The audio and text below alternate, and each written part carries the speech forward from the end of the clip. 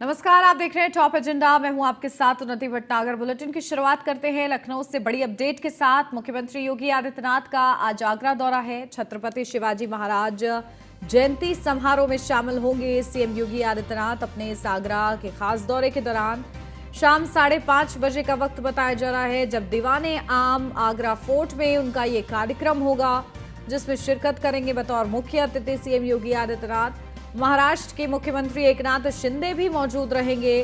केंद्रीय मंत्री राव साहेब दानवे भी इसमें शामिल होंगे। तो आज ये पूरा विशेष कार्यक्रम है आगरा में और इसके लिए विशेष तैयारियां हो चुकी हैं ताकि किसी भी तरीके से कोई अव्यवस्था ना हो।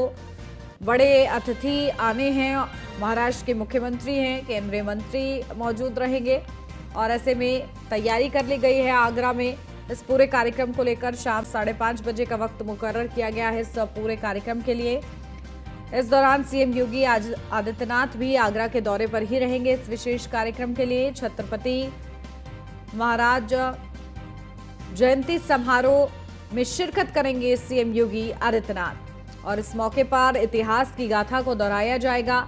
इतिहास के पन्नों पर जिस तरीके से छत्रपति शिवाजी महाराज का जिक्र है, उनके पराक्रम का जिक्र है, कभी ना हारने की जो उनकी प्रण है, उसके बारे में शिक्षा दी जाएगी और इस प्रण को किस तरीके से आगे बढ़ाया जाए, इसको लेकर भी युवा पीढ़ी को संदेश देंगे सीएम योगी आदित्यनाथ। तो केंद्रीय मंत्री से लेकर महाराष्ट्र के मुख्यमंत्री और खुद सीएम योगी आदित्यनाथ इस पूरे कार्यक्रम में मौजूद रहेंगे और इसी के लिए सीएम योगी आदित्यनाथ का आगरा दौरा बताया जा रहा है।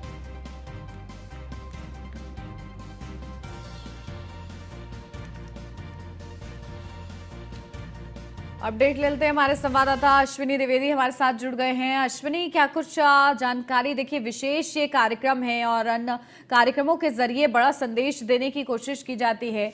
चाहे इस वक्त हम कोई भी कार्यक्रम देख लें, हर कार्यक्रम में सरकार की ये पहल रहती है कि जो महानायक है उनके बारे में ज्यादा से ज्यादा जो युवा पीढ़ी है उनको संदेश दिया जाए और ऐसे में आज जो ये पूरा कार्यक्रम है, क्या कुछ इस दौरान खास रहेगा? बिल्कुल, बात करें अगर तो आज का जो कार्यक्रम है बहुत ही महत्वपूर्ण है, क्योंकि महाराज शिवाजी की जो देश के लिए उनका योगदान रहा, मुगलों से टकराव रहा, कोई इसको भुला नहीं सकता है। अगर बात करें, आज 393वीं जयंती उनकी है और 350 साल पहले जब मुगल शासन था, उस दौरान औरंगजेब ने इसी किले में, लाल किले में, जो आगरा का लाल किला है, इसमें ही शिवाजी महाराज को जो है नजरबंद किया था। लेकिन उनके साहस, उनके पराक्रम के चलते वो वहाँ से मुक्त हो गए थे और निश्चित तौर पर उसके बाद लगातार मुगलों को टक्कर देते रहे। अगर मुगल किसी से डर मानते थे तो वो शिवाजी महाराज थे। बहुत उनसे कहीं ना कहीं भयभीत रहते थे, क्योंकि तमाम ऐसे मौके आए जब उन्होंने, महाराज शिवाजी ने उनको शिकस्त का सामना करवाया, उनको दिखाया कि मराठा ताकत कितनी बड़ी है, उनको मुगल दिखाया गया कि हिंदुस्तान में कितने वीर सपूत हैं। निश्चित तौर पर आज का जो कार्यक्रम होना है उसमें मुख्यमंत्री योगी आदित्यनाथ भी सम्मिलित होंगे, साथ ही साथ जो महाराष्ट्र के मुख्यमंत्री हैं एकनाथ शिंदे वो मौजूद रहेंगे।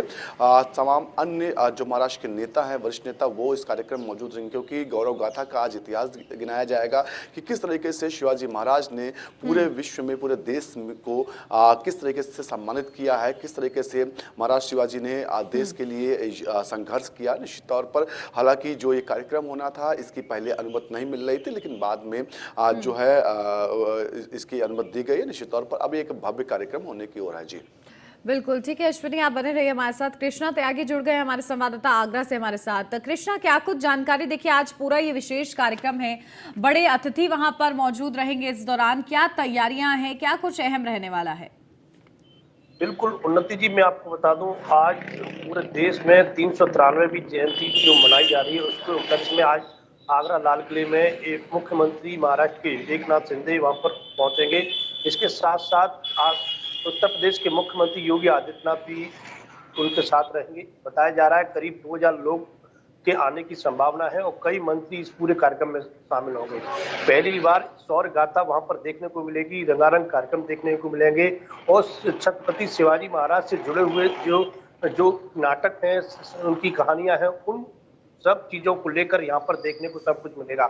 इस बात की पुष्टि, जैसे इस बात की जानकारी के लिए प्राथमिक विभाग के अधिकारियों ने कल ही पूरी तैयारी मुकम्मल कर ली थी और पूरी जहां पर इस पूरा कार्यक्रम का सीधा प्रसारण कोठी मीना बाजार के एलईडी स्क्रीन पर लगाकर पूरा लाइव प्रसारण दिखाने की भी तैयारी की गई है, जिससे उनकी वीर गाथा के बारे में लोगों को जानकारी हो। और इसके साथ साथ जो वहां पर जो सांस्कृतिक कार्यक्रम है वो भी वहां पर रहेंगे। वहाँ दीवाने आम जो वहां पर जो एक वो बनाया है, वहां पर उनकी एक नाटक सांस्कृतिक के कार्यक्रम वहां पर देखने को मिलेंगे। वहां पर जो महाराष्ट्र के जो कुछ कलाकार हैं उनसे जुड़े हुए कहानी है उस बात को वहां पर दर्शाया जाएगा। बिल्कुल, करीब कितनी देर का ये पूरा कार्यक्रम होगा कृष्णा इस दौरान? बताया जा रहा है शाम के 5:07 से ही यहाँ से कार्यक्रम की शुरुआत होगी और करीबन 6:07 पर वहां पर जो मुख्यमंत्री जो एकनाथ शिंदे वहां पर शाम को जहां पर दिखाई देंगे और उनके साथ पुष्प वर्षा की जैसे तैयारी की गई है कि वहां पर जो एक साथ जो उनका आगमन होगा पुष्पों की जैसे बरसात होगी। और इसके साथ साथ मुख्यमंत्री योगी आदित्यनाथ भी वहां पर रहेंगे, तमाम मंत्री वहां पर उनके साथ रहेंगे। तो करीबन ये जो कार्यक्रम जो रहने वाला है ये 1 से 2 घंटे के बीच का ये पूरा कार्यक्रम स्थगित किया गया है। हालांकि मुख्यमंत्री योगी आदित्यनाथ के अभी प्रोटोकॉल के बारे में भी आगरा प्रशासन ने कोई जानकारी नहीं दी है, लेकिन ये बताया जा रहा है मुख्यमंत्री योगी आदित्यनाथ का भी आगमन आज यहाँ पर उनके साथ दिखाई देगा। जी बिल्कुल अश्विनी, क्या सीएम योगी आदित्यनाथ के साथ आगरा के लिए कोई और मंत्री भी रवाना होंगे? आया कार्यक्रम के अनुसार मुख्यमंत्री योगी आदित्यनाथ का ही संभावित कार्यक्रम जो है आगरा का लगा हुआ है। हालांकि इस दौरान किसी अन्य मंत्री के रहने की संभावना भी है, क्योंकि तमाम मंत्री हैं जो आगरा क्षेत्र से ही आते हैं, तो ऐसे में उनके उस कार्यक्रम में रहने की पूरी संभावना। इसमें बेबी रानी मौर्य हो सकती हैं, साथ ही केंद्रीय मंत्री भी हो सकते हैं। निश्चित तौर पर अब ये देखना होगा शाम को कौन कौन सम्मिलित होता है। जी बिल्कुल ठीक है कृष्णा, बहुत शुक्रिया आपका। अश्विनी, आप बने रहिए हमारे साथ। और अब बढ़ते आगे खबरों के सिलसिले में, जहां बात करते हैं लखनऊ से खबर की। विधायी डिजिटल विथिका का लोकार्पण कार्यक्रम है आज। विधान भवन स्थित विधायी डिजिटल विथिका का लोकार्पण, मुख्यमंत्री योगी आदित्यनाथ इस कार्यक्रम में शिरकत करेंगे। विधानसभा अध्यक्ष, दोनों उप मुख्यमंत्री मौजूद रहेंगे। तो विधान भवन स्थित विधायी डिजिटल विथिका का लोकार्पण कार्यक्रम है आज। मुख्यमंत्री योगी आदित्यनाथ इस कार्यक्रम में शिरकत करेंगे। विशेष ये कार्यक्रम है। विधानसभा के अध्यक्ष, दोनों उप मुख्यमंत्री और मुख्यमंत्री खुद मौजूद रहेंगे इस कार्यक्रम में। तो विधायी डिजिटल विथिका का लोकार्पण कार्यक्रम आज रखा गया है, जिसमें बतौर मुख्य अतिथि सीएम योगी आदित्यनाथ शामिल होंगे। साथ ही दोनों डिप्टी सीएम यानी कि ब्रजेश पाठक, केशव प्रसाद मौर्य भी शामिल रहेंगे और विधानसभा अध्यक्ष भी मौजूद रहेंगे।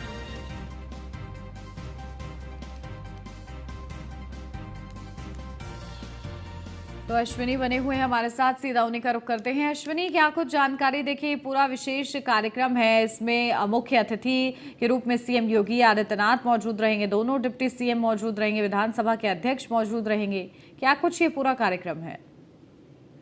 बिल्कुल बात करें तो जो यूपी विधानसभा है उसमें एक डिजिटल विथिका बनाई गई है, यानी कि डिजिटल गैलरी बनाई गई है, जिसमें जो स्वर्णिम इतिहास लखनऊ उत्तर प्रदेश विधानसभा का है उस वो दर्शाया जाएगा।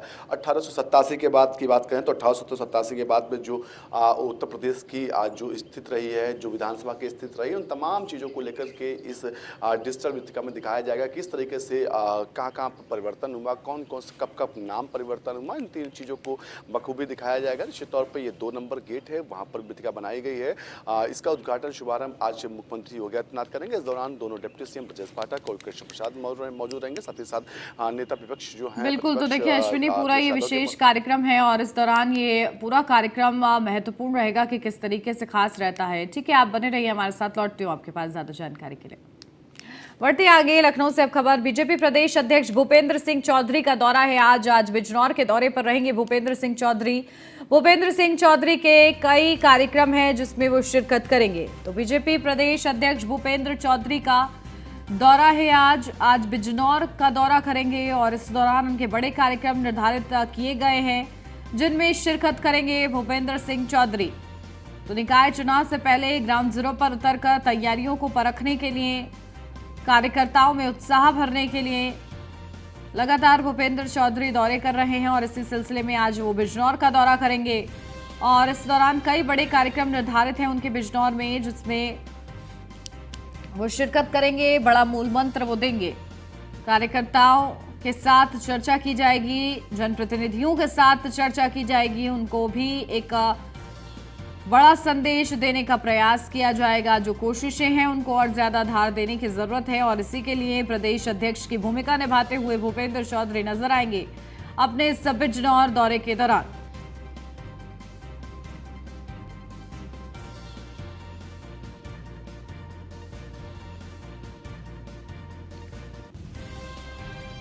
अपडेट लेते हैं, हमारे संवाददाता फैजल हमारे साथ जुड़ गए हैं। हमारे संवाददाता फैजल, क्या कुछ जानकारी? देखिए, भूपेंद्र चौधरी का खास कार्यक्रम है, बिजनौर का उनका दौरा है, क्या कुछ अपडेट है?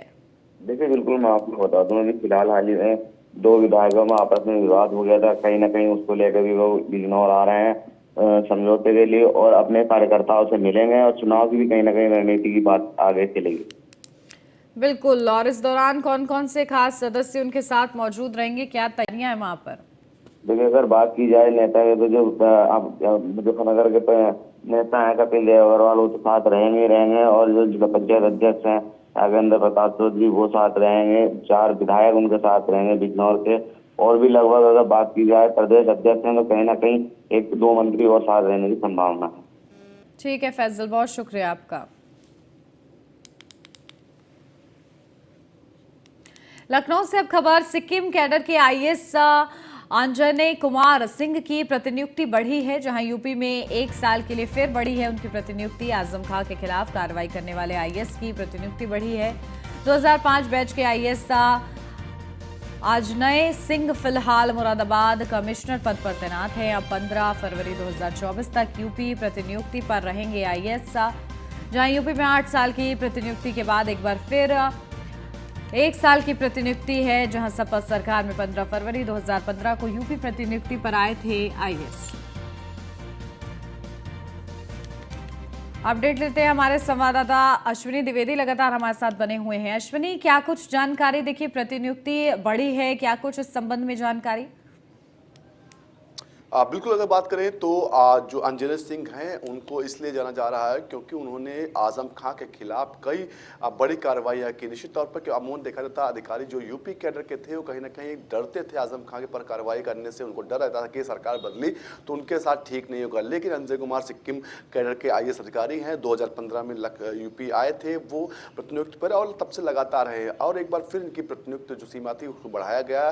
पिछले इससे पहले 2 साल के लिए बढ़ाया गया तो और इस बार 1 साल के लिए से बढ़ाया गया। निश्चित तौर पर अगर बात करें तो 15 फरवरी 2024 तक यूपी प्रतिनियुक्ति पर अंजने कुमार अब रहेंगे। इस समय बतौर कमिश्नर काम देख रहे हैं। निश्चित तौर पर ऐसे में कहीं ना कहीं सरकार का भरोसा उन पर है क्योंकि जिस तरीके से उन्होंने ताबड़तोड़ कार्रवाइयां आजम खां पर की थी, कहीं ना कहीं इसको लेकर के सरकार कहीं ना कहीं खुश है, लोग खुश हैं। तो उनको देखते हुए इनको एक बार फिर इनका जो प्रतिनियुक्ति है कार्यकाल उसको बढ़ाया गया। जी बिल्कुल, बहुत शुक्रिया अश्विनी आपका तमाम जानकारी के लिए। सोनभद्र सीएमओ को सस्पेंड किया गया। मुख्य चिकित्सा अधिकारी रमेश ठाकुर निलंबित हुए हैं। कार्य में शिथिलता बरतने पर कार्रवाई की गई है।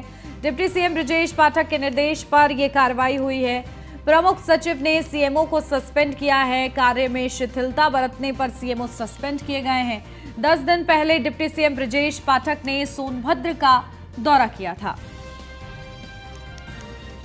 तो कार्य में शिथिलता बरतने पर कार्रवाई की है। डिप्टी सीएम ब्रजेश पाठक के निर्देश पर यह कार्रवाई की गई है।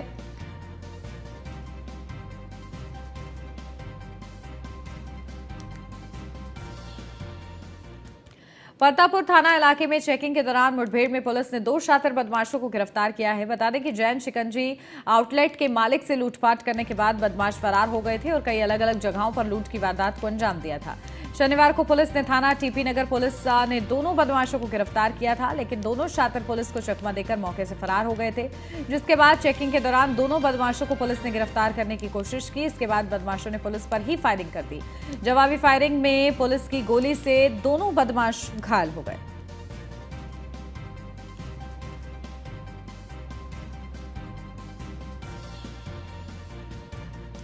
तो दोनों बदमाश घायल हुए हैं। पुलिस और बदमाशों के बीच मुठभेड़ हुई है। 2 बदमाश मुठभेड़ में गोली लगने से घायल हुए हैं।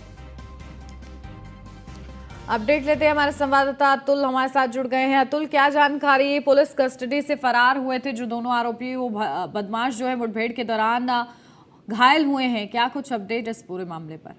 देखिए, कल देर शाम का ये मामला है। जिस वक्त चेकिंग का दौरान चल रहा था, दोनों बदमाश बाइक पर जा रहे थे। पुलिस को देख करके पुलिस ने रोकने का प्रयास किया। उसके बाद पुलिस पर फायर झोंकने के बाद दोनों बदमाश भागने की फिराक में थे, लेकिन भागने में असफल रहे। पुलिस ने जवाबी फायरिंग में दोनों बदमाशों को गिरफ्तार किया है।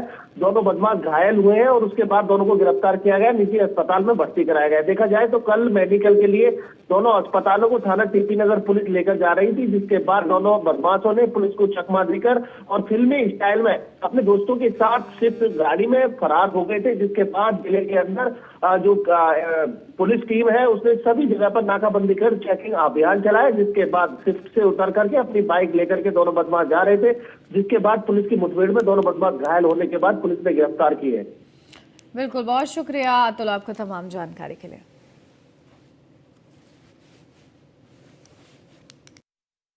लूट की घटनाएं कारित की गई थी, जिससे संबंधित 2 अभियुक्तों को थाना टीपी नगर पुलिस और सर्विलांस टीम के द्वारा कल गिरफ्तार किया गया था। आज दोपहर में जब इनको मेडिकल के लिए ले जाया जा रहा था तो इन बदमाशों को इनके साथ ही पुलिस की कस्टडी से छुड़ा ले गए थे। इसके बाद से ही पुलिस अधीक्षक मेरठ के निर्देशन में कुल 4 टीमों का गठन किया गया था, जो लगातार इन बदमाशों की चेकिंग और तलाश कर रही थी। इसी कड़ी में नगर क्षेत्र की अपराध टीम और थाना टीपी नगर पुलिस के द्वारा आरएएफ कट के पास चेकिंग की जा रही थी। इसी दौरान एक संदिग्ध बाइक दिखने पे जब उसको रोकने का इशारा किया गया तो उस बाइक के द्वारा अचानक अपनी स्पीड बढ़ा दी गई। टॉर्च की रोशनी में इनको पहचाना गया कि ये वही बदमाश है जो आज दोपहर में मेडिकल कराते समय फरार हुए। इनके भागने की सूचना आगे परतापुर पुलिस को दी गई, जिस पर इंस्पेक्टर परतापुर के द्वारा जब बैरियर लगा के काशी टोल के आगे चेकिंग की जा रही थी, इनके द्वारा पुलिस पर फायर किया गया और पुलिस के द्वारा की गई आत्मरक्षार्थ फायरिंग में दोनों बदमाशों के पैर में गोली लगी है, जिन्हें तत्काल उपचार के लिए पीएल शर्मा हॉस्पिटल रवाना किया गया है। अग्रिम विधिक कार्यवाही प्रचलित है।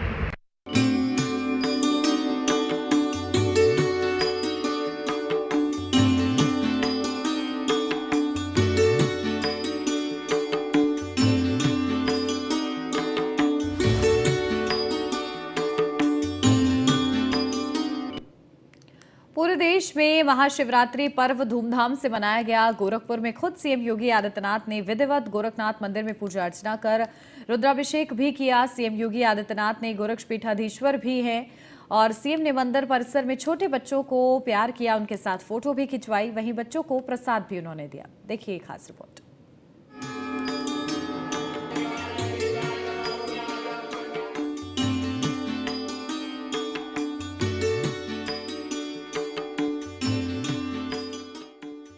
पूरे देश में महाशिवरात्रि की धूम है।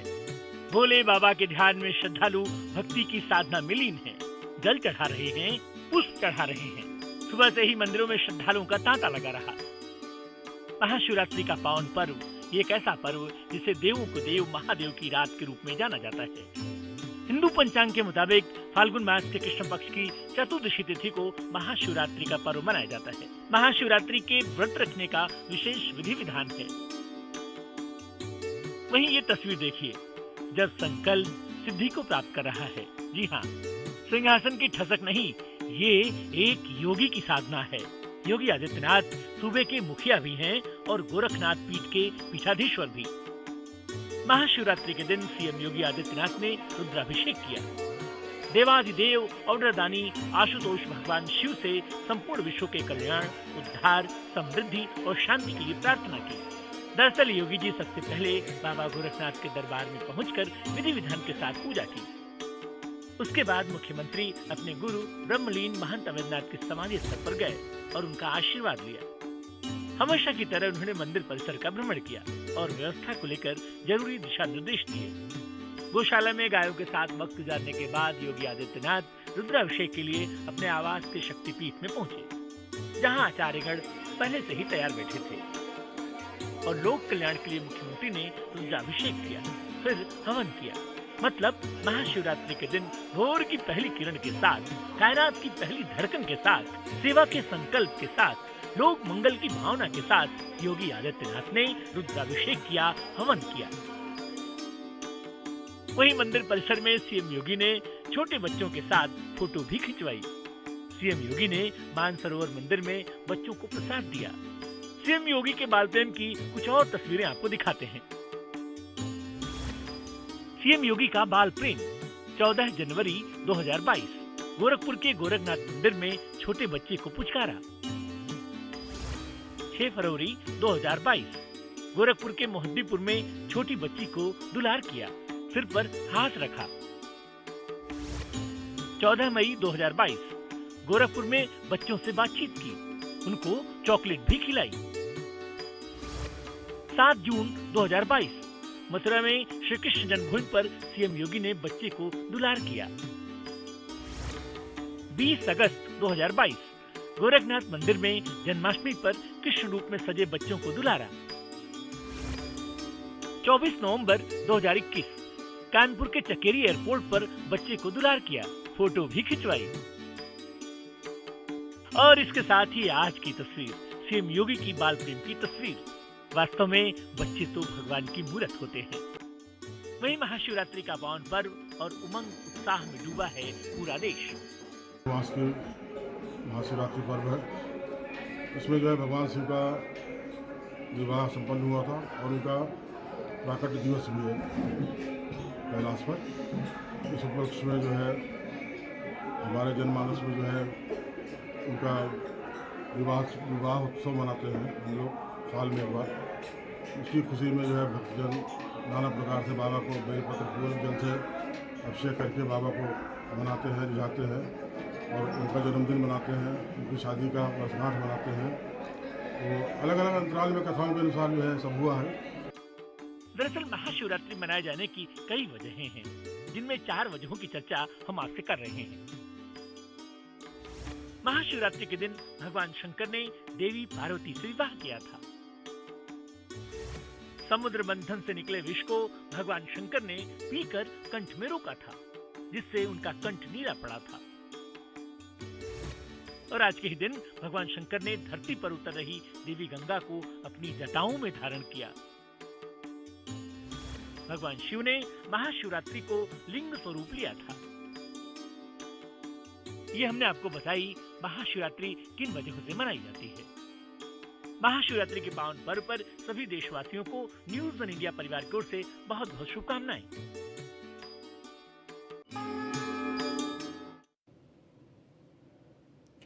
लखनऊ के 20 बिल्डरों के बैंक खाते सीज, आवंटियों के साथ वादा खिलाफी करने पर लगा था हर्जाना, जहां जमा न करने पर एक्शन लिया गया है। जिला प्रशासन ने शहर के 20 बिल्डरों के बैंक खाते सीज किए हैं। आवंटियों से वादा खिलाफी करने वाले बिल्डरों पर रेरा ने हर्जाना लगाया था। जिला प्रशासन की थी हर्जाना वसूलने की जिम्मेदारी, जहां डीएम ने बिल्डरों को हर्जाना जमा करने का निर्देश दिया था। हर्जाना न जमा करने पर बैंक खाते सीज किए गए। 2 बिल्डरों के दफ्तर भी सीज किए गए। 3 दिन में हर्जाना न जमा करने में बिल्डरों की संपत्तियां सीज की जाएंगी।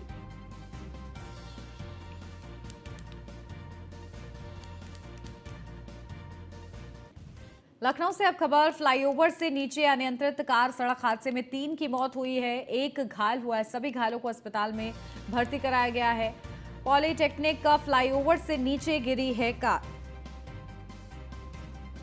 तो बड़ा हादसा हुआ है। सड़क हादसे में 3 की मौत हुई है, 1 घायल बताया जा रहा है। घायल को अस्पताल में भर्ती कराया गया है इलाज के लिए, जहां उसका इलाज जारी है।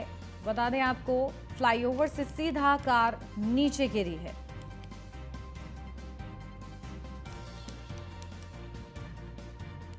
तो फ्लाईओवर से कार अनियंत्रित होकर नीचे गिर गई, जिसकी वजह से बड़ा हादसा हो गया। इस हादसे का शिकार 3 लोग हो गए, जहां 3 लोगों की मौत हो गई इस पूरे हादसे में। तो वहीं 1 घायल बताया जा रहा है, जिसको तत्काल अस्पताल में भर्ती कराया गया है।